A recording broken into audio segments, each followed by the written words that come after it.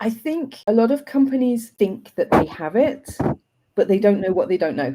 Like you said earlier, often even companies who are really exporting very, very much, they often are lacking the self-awareness to really notice. And for them, often the cultural intelligence piece or the cultural awareness piece is very much based on those externalities, things like how to be polite and, like take your shoes off when you enter into this kind of, and how to use chopsticks, or remember that if I'm talking to, for example, Chinese or Koreans, that you say to them, you need to say thank you more than you would at home, because that is something that in the UK, for example, we tend to say a lot compared to in other parts of East Asia.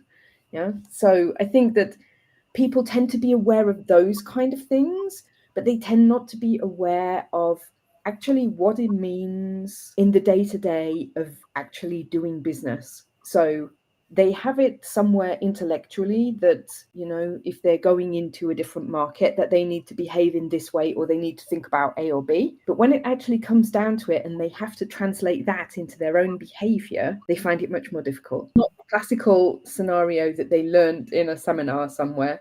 People often don't make that switch over to really translating it into, well, I don't actually do that particular behavior. I mean, there are things that, they say to you in seminars about don't cross your legs, or don't, all these kind of very external type of behaviors. If you think, well, that doesn't affect me, but you don't realize that you do something else that might be offensive to somebody in another culture. And at the end of the day, lots of the time, if you make a mistake when you go to another country as a foreigner, as long as you're, let's say, not doing something deliberately to be deliberately rude, then people usually will forgive you for it. If you are asking questions, trying to learn, and showing that you're actually interested in that culture, I think. And I think that is something that a lot of businesses, they need to show a little bit more humility